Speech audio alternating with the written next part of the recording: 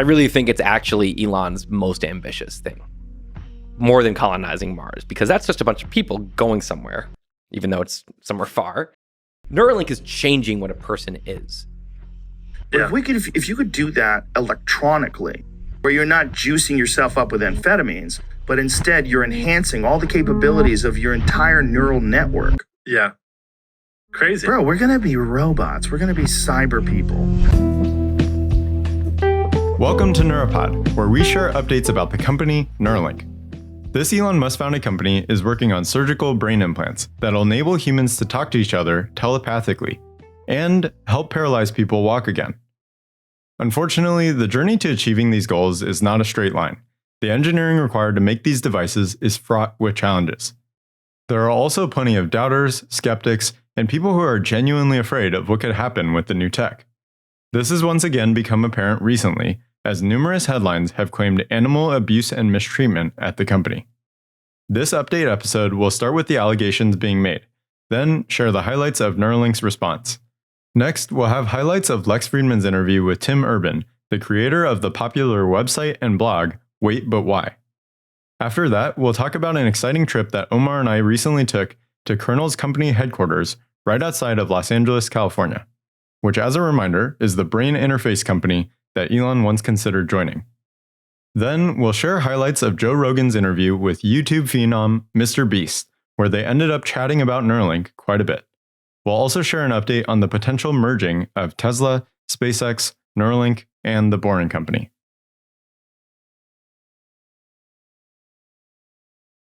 There have been several articles published claiming animal mistreatment and abuse at Neuralink and at the University of California at Davis. These publications from Fortune, Business Insider, and the like have gained lots of traction and are dominating the headlines. In addition to going through these media articles, I decided to take a look at the primary source 716-page letter from the Physicians Committee for Responsible Medicine. This letter is addressed to a director at the USDA, or U.S. Department of Agriculture, Plant Health Inspection Service.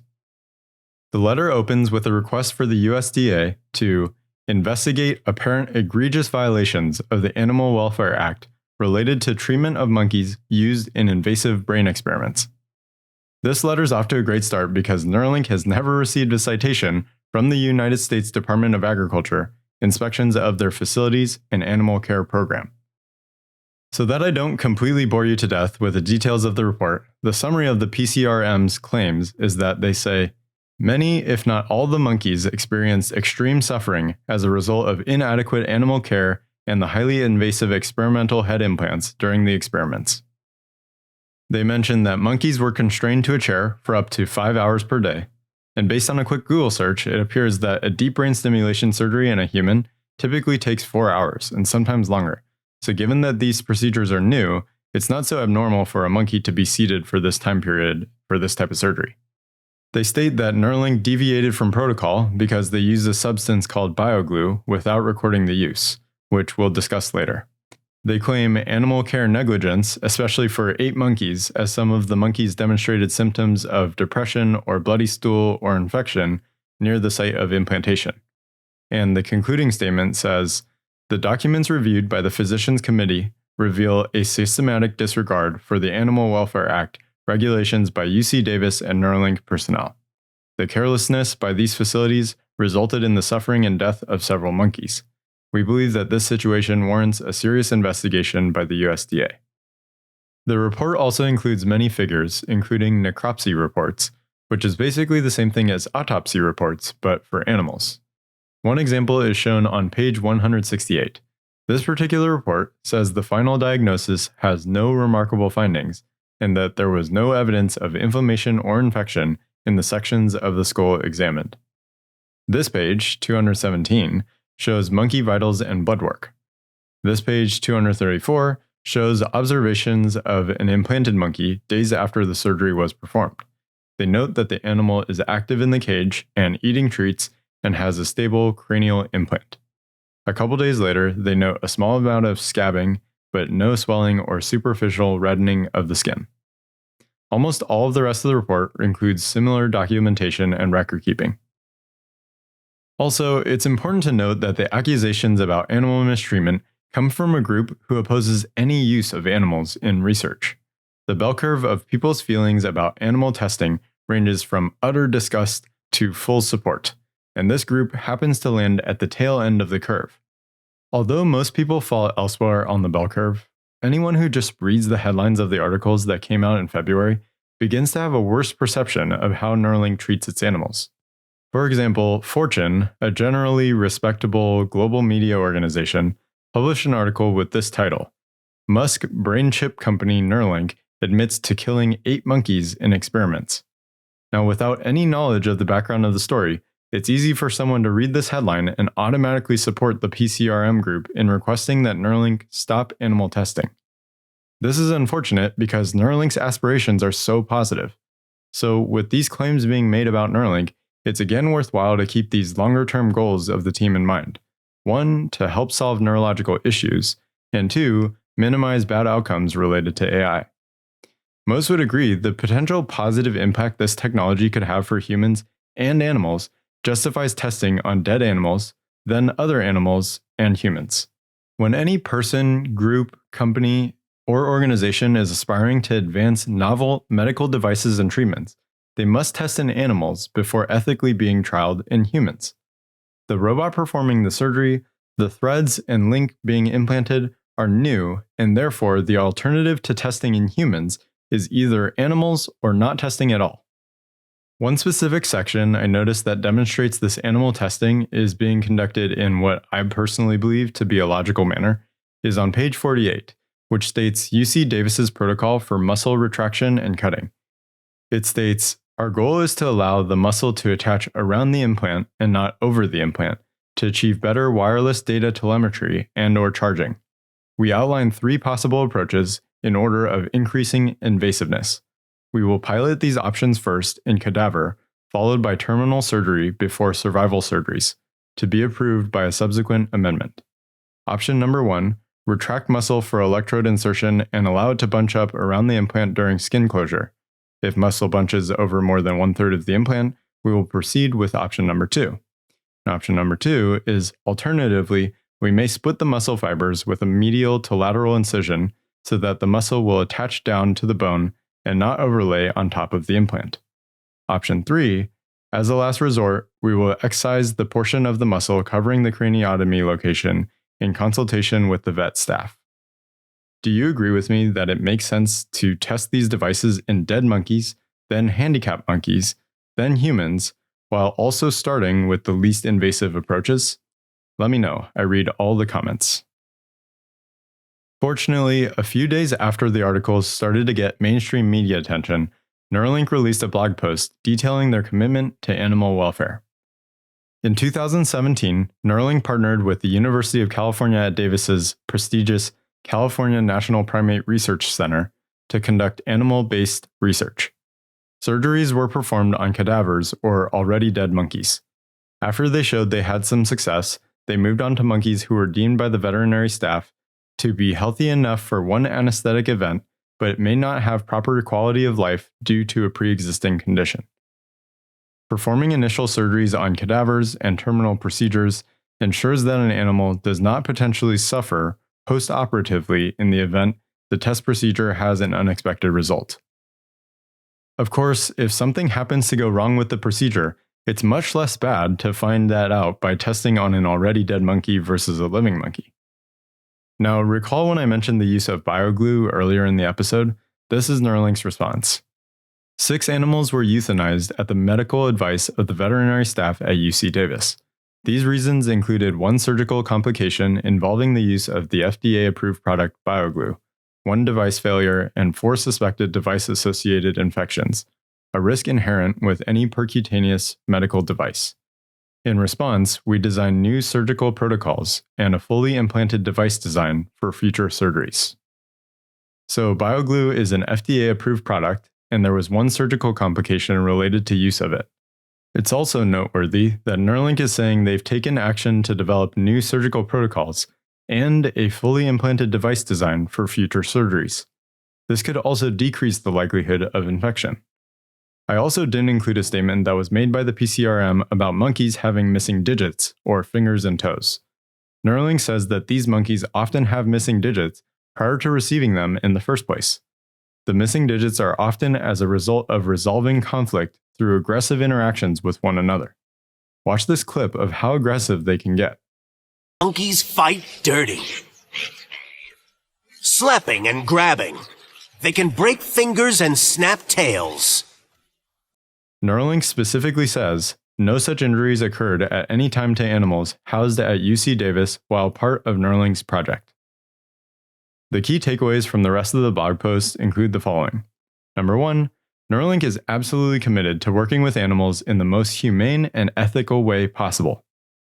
2, no loss of finger or toe injuries occurred at any time to animals housed at UC Davis while part of Neuralink's project. 3, Neuralink has never received a citation from the United States Department of Agriculture inspections of their facilities and animal care program. 4, if an animal chooses not to participate in a training task, they are never forced to do so.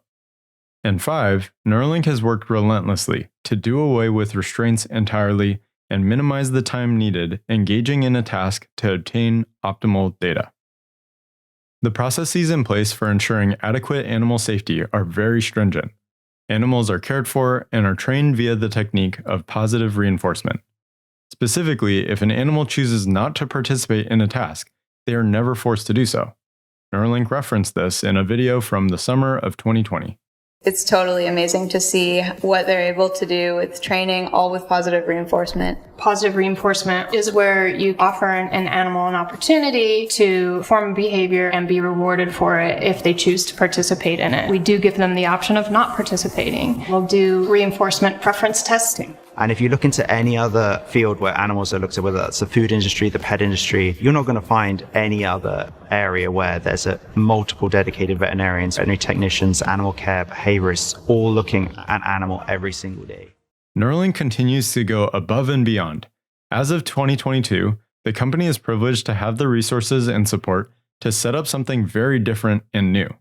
They state that their central mission is to design an animal care program prioritizing the needs of the animals, rather than the typical strategy of building for human convenience alone. In 2020, they opened a 6,000 square foot vivarium, housing farm animals and rhesus macaques. The vivarium is staffed with caretakers who are passionate about animal well-being, which is a central tenet of Neuralink's philosophy. You can see in this picture some of the structural enrichments, which include swings, pools, branches, tree houses, and tunnels. These spaces provide ample space for animals to play alongside numerous Neuralink animal caretakers. In addition to this space, the company promotes a culture of animal welfare advocacy by ensuring all employees have the opportunity to meet with the animals and spend time with them alongside a trained animal care specialist. This investment in positive human-animal interactions encourages people to take that extra step to ensure their devices are designed to prioritize animal safety. They continue to add examples of how they exceed standards in the following domains. In housing, there's a 15,000% increase in space available to animals over the industry standard. And when it comes to care, there's a dedicated team of veterinarians, veterinary technicians, behaviorists, enrichment technicians, and animal care specialists who provide positive reinforcement training and around-the-clock care for animals. When it comes to diet, instead of just biscuits, Neuralink monkeys are also fed fresh fruits, vegetables, juices, and smoothies. Here's a picture showcasing that a variety of nutritional produce is part of animal diets at Neuralink.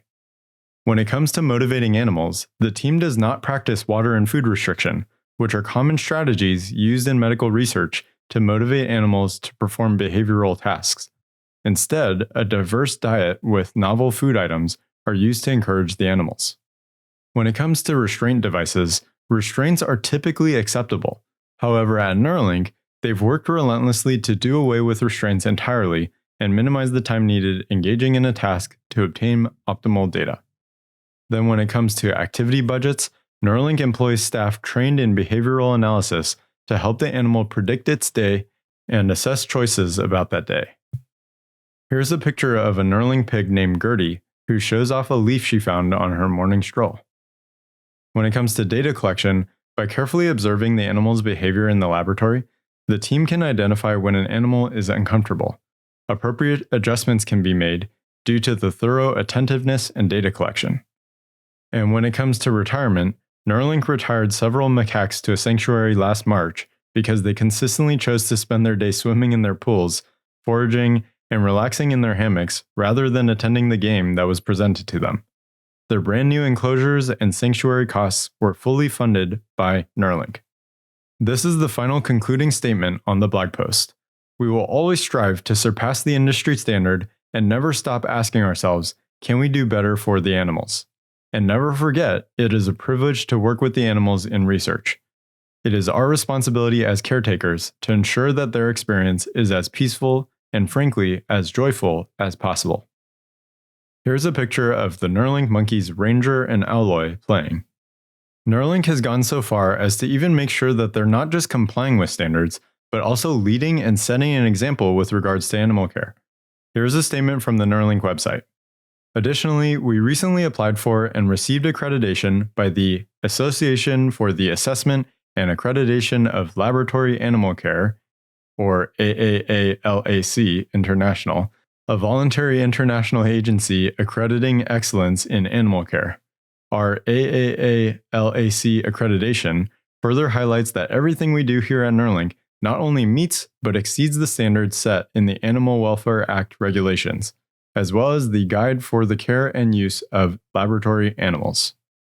Listen to Autumn of the Neuralink Animal Care Team and a couple engineers speak about the animals back in August 2020. We want to be more kind. We want to be more humane. People coming into the field now are really pushing that. I'm one of the people who makes the devices using my hands. I'm constantly thinking that this is going to go into Barbara, or this is going to go into Cleo, and we know their names. We've seen them. Our animal behavior team is fantastic. My job's so much better because I can rely on their expertise.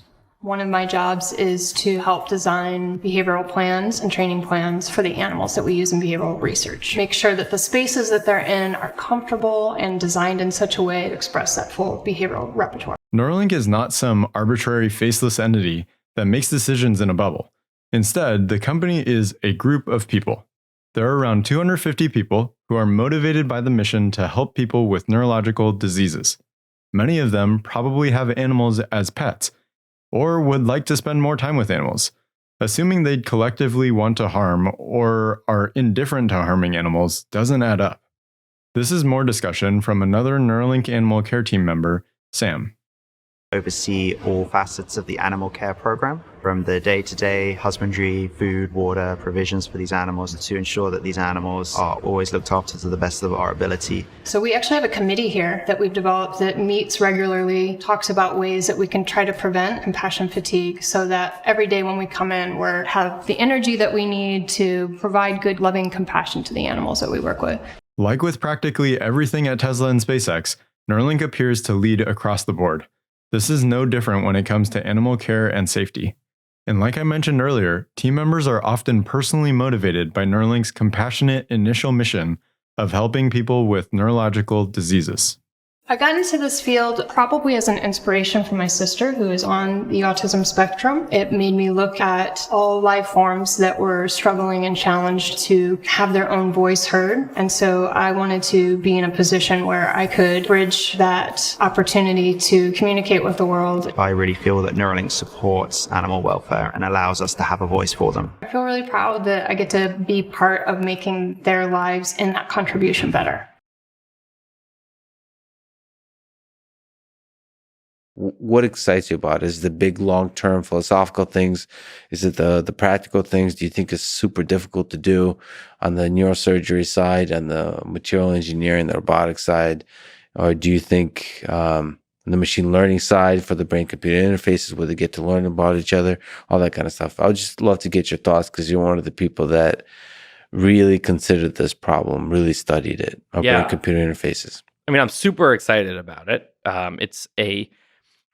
I really think it's actually Elon's most ambitious thing, more than colonizing Mars, because that's just a bunch of people going somewhere, even though it's somewhere far.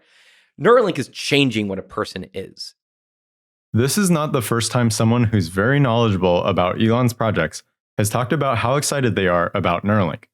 In this clip last year from Warren Redlick's channel, James Dalma responded to my question about which Elon Musk-founded company he's most excited about.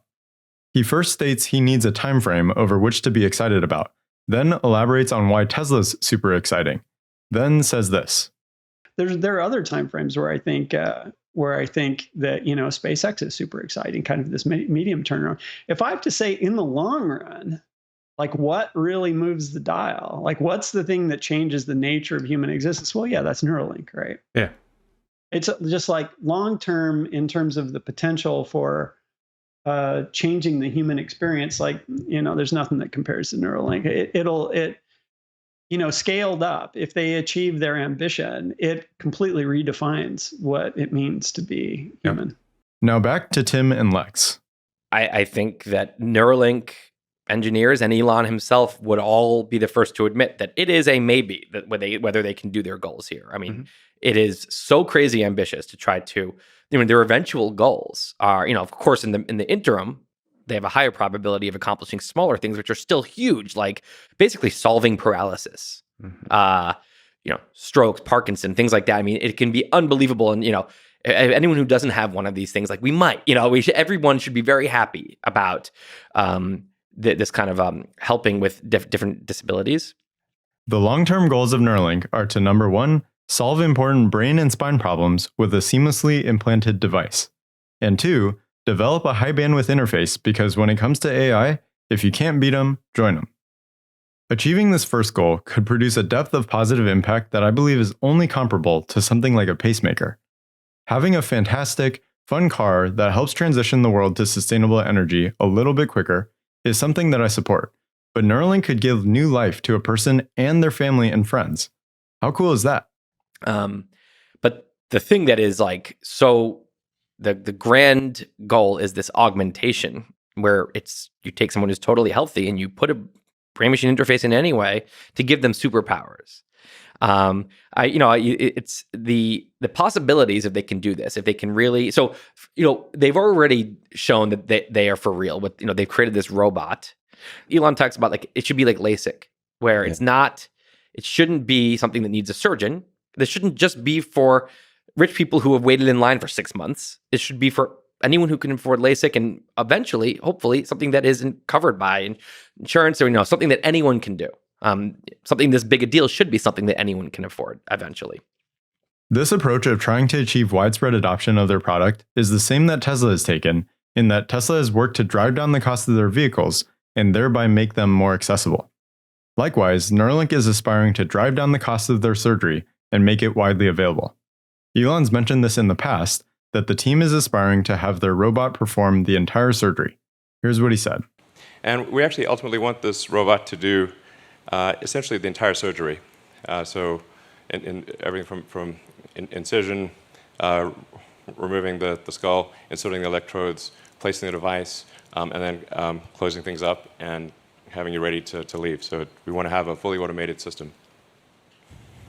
Continuing the comparison to LASIK, the eye surgery would not be as scalable of a procedure without a highly advanced machine. Neuralink wants to scale the surgery up to millions of patients, and there simply wouldn't be enough neurosurgeons in the world if they had to take the time and perform every surgery manually. Additionally, being able to insert the electrode threads would not be possible without the robot anyway. A few months later in the interview, Tim and Lex discussed positive impacts of AI. Now, the AI can go to town. Think about when the AI gets really good at this, and it knows your genome, and it knows it can just, I want the AI to just tell me what to do. When it turns out, okay, for wanting to, so how about this? Now imagine attaching that to a meal service, right? And the meal service has everything, all the, million ingredients and supplements and vitamins and everything. And I tell the AI my broad goals. I want to gain muscle, or I want to, maintain my weight, but I want to have more energy or whatever. I just want to be very healthy. And I want to, obviously everyone wants the same, like 10 basic things. Like you want to avoid cancer, you want to, various things. You want to age slower. So now the AI has my goals, and a drone comes at, a little thing pops up and it says like, beep, beep, like, 15 minutes you're going to eat. Because it knows that's the right time for my body to eat. 15 minutes later, a little slot opens in my wall where a drone has come from the factory, the food factory, and dropped the perfect meal for that moment for me, for my mood, for my genome, for my blood contents. And it's because it knows my goals. So, it knows I want to feel energy at this time, and then I want to wind down here. So those things you have to tell it. Well, plus the pleasure thing, like it knows what kind of components of a meal you've enjoyed in the past, so you can assemble the perfect meal. Exactly. It knows you way better than you know yourself, better than any human could ever know you. And a little thing pops up. You still have some choice, right? It pops up and it says like, coffee, because it knows that, my cutoff, it says, I can have coffee for the next 15 minutes only, because at that point, it knows how long it stays in my system. It knows what my sleep is like when I have it too late. It knows I have to wake up at this time tomorrow because that's my calendar. And so I think a lot of this is, I think, something that humans are wrong about, is that most people will hear this and be like, that sounds awful. That sounds dystopian. No, it doesn't. It sounds incredible. And if we all had this, we would not look back and be like, I wish I was like making awful choices every day like I was in the past. Similar to how Tim feels about AI, I suspect the same will happen with Neuralink. There are plenty of people who think Neuralink will lead to a dystopian future where everyone would prefer to go back to how things used to be. Although I can see some circumstances that would lead to bad outcomes, the net outcome for society having widespread adoption of Neuralinks or other high-bandwidth brain-machine interfaces would be overwhelmingly positive. How much better off is the world because the internet exists? And then these aren't important decisions. Your important decision-making energy, your important focus and your attention can go onto your kids and on your work and on, helping other people and things that matter. And so I think AI when I think about like personal lifestyle stuff like that, I really love I love thinking about that. I think it's going to be very exciting. And I think we'll all be so much healthier. When we look back today, one of the things that's going to look so primitive is the one size fits all thing. You're getting reading advice about keto. Each genome is going to have very specific, unique advice coming from AI. And so, Yeah, the customization that's enabled by collection of data and the use of AI. A lot of people think they think of the worst case scenario, that data being used by authoritarian governments to control you, all that kind of stuff. They don't think about, most likely, especially in a capitalist society, it's most likely going to be used as part of a competition to get you the most delicious and healthy meal possible as fast as possible. Yeah, so the world will definitely be much better with the integration of data. But of course, you want to be able to be transparent and honest about how that data is misused. And that's why it's important to have free speech and people to speak out, like when some bullshit is being done by companies. The risks associated with a surgically implanted device, whether real and or perceived, are not justifiable for some people. For those of you interested in a non-invasive wearable headset or brain interface, I'm happy to share that Omar and I visited Kernel's headquarters and experienced their headset, Flow. If you're in Southern California, we'll soon share how you can experience Flow firsthand. That video should be coming out next, so make sure to subscribe for that. If you're one of the folks who prefer the non-invasive brain interface approach, it's worth paying attention to the work that Kernel is doing with their wearable brain interface helmet called Flow. The team has the aspiration of getting Flow into at least 1 million households, and they're making progress on doing just that. During our visit to headquarters, I got to use Flow and scan my brain activity while playing a first-person shooter video game. And now you can have the opportunity to come to headquarters in LA and get your brain scanned as well. Like I mentioned earlier, you are now able to experience Flow firsthand. I felt that trying Flow was a win-win experience for Kernel and I, as I got to learn more about my brain activity while adding an additional participant to their gaming study. If you're in the LA area, here are the 3 studies that are open. First, there's the gaming study that I did, which is a 30-minute session where you play a target practice game. There's also an attention study, which is 13 visits around 60 minutes per session, and you can be compensated up to $700.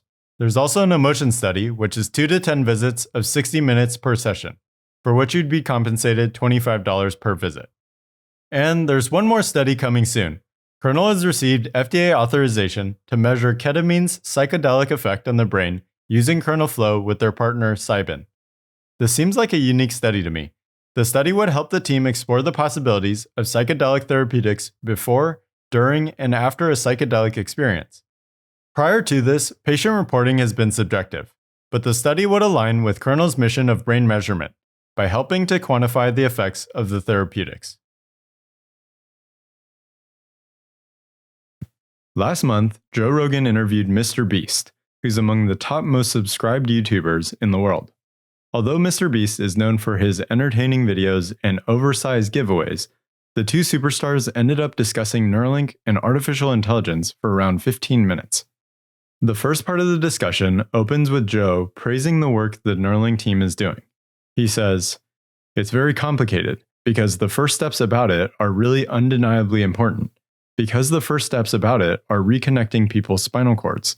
The first way that it's going to be implemented is people that have severe spinal cord injuries. So someone who has an injury like that, they'll be able to do something where this implant interfaces with the brain and somehow or another can control the nerves or activate parts of the body. I'm not exactly sure how it's done, but it's going to allow people that are paralyzed to walk, which is an undeniably amazing thing. There's no ethical questions about that. The ethical questions arise when you realize that you're going to be putting this quarter-sized hole in someone's head, and then you're going to put wires into their brain, and it's going to change the way human beings interface with information." This is his words. It's going to increase your bandwidth to your access to information, and you're going to be able to talk without words. Joe continues on by considering how a future with Neuralink could unfold. He suggests our future could play out in a similar way to the adoption of smartphones. He says, "It changed lives so quickly. It went from 1990, almost no one had a phone, to 2020, everyone has a cell phone, to what it is 20, 30 years from now. When does this new technology get implemented and completely change the way human beings communicate with each other? I don't think it's going to be that far away, man. I think once it gets going, the problem is, the way Elon was explaining it, you're going to have such a competitive advantage if you have this chip, if you have this Neuralink, this setup." Mr. Beast then adds that you could just get a loan to pay for the Neuralink, which is something Elon mentioned at the initial Neuralink launch event back in 2019. Well, I think that the cost of these brain disease or brain injuries is extremely high to society. If you have to take care of somebody or if they need comprehensive medical care or hospice, this is actually very, very costly to society. So I think the economics of solving for that make a ton of sense. And if you enable somebody to work and be productive, contribute to the economy, I think that will. I think that the economics of that will easily pay for itself. And then in the limit, of course, if you want to be symbiotic with AI, it'd be like, I think it's safe to say you could repay the loan with superhuman intelligence. I think it's a safe bet. So I think the economics of this will work out. And the first order is really just to make sure that it works and works safely. And then I think it'll really be the option of the person. Joe Rogan adds, "Well, not just that, but we've always had this problem where the rich get richer and the poor get poorer. What happens from the haves and have-nots once the haves have a fucking Neuralink and now they have literally an infinity pill that they're taking, and then out of nowhere they have incredible access to information?" Yeah. If you could do that electronically, where you're not juicing yourself up with amphetamines, but instead you're enhancing all the capabilities of your entire neural network. Yeah. Crazy. Bro, we're going to be robots. We're going to be cyber people. The link to the full video is in the description. Tesla's Master Plan Part 3 could include a section about Neuralink. On March 20th, Elon shared this. Main Tesla subjects will be scaling to extreme size, which is needed to shift humanity away from fossil fuels and AI. But I will also include sections about SpaceX, Tesla, and the Boring Company. Given that Elon has previously teased a potential merging of Tesla, SpaceX, Neuralink, and the Boring Company to form a company called X, it wouldn't be that unexpected to have Neuralink mentioned in this mix as well. Given that there could be longer-term synergies between Tesla's Optimus Bot and Neuralink, it's possible that Elon just wrote a typo here and intended to say he would include sections about SpaceX, Neuralink, and the Boring Company, in addition to Tesla's core goals. We did a more in-depth video about what Company X could look like, and that video is linked here. Here's an update on Neuralink's employee count, LinkedIn followers, and Twitter followers. As always, Neuralink continues to hire excellent talent. Open roles include almost all types of software engineering, HR positions, a clinical trial director position, and a general application for anyone super passionate about Neuralink's mission.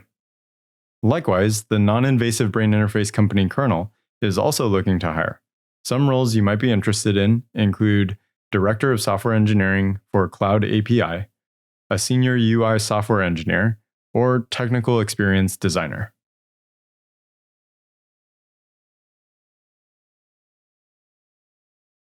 Hey everyone, my name is Ryan Tanaka. Thank you for watching this episode.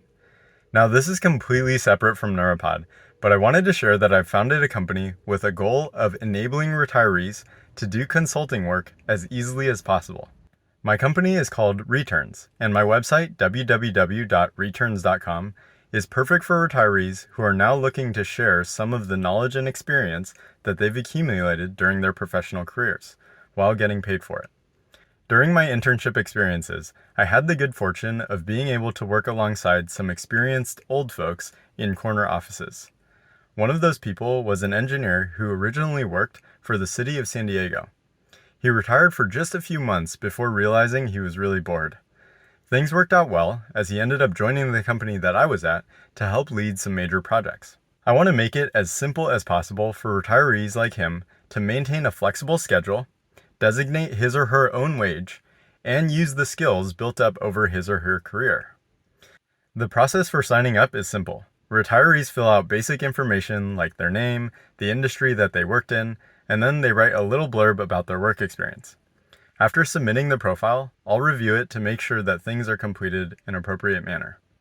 So my request to you is if you or anyone you know would be interested in signing up, please have them do so. I'm working on increasing the number of available consulting opportunities, and these difficult to get conversations with companies become significantly easier as more retirees sign up. I know this is not what you'd expect at the end of a video like this, so thanks again and hope to catch you at the next episode.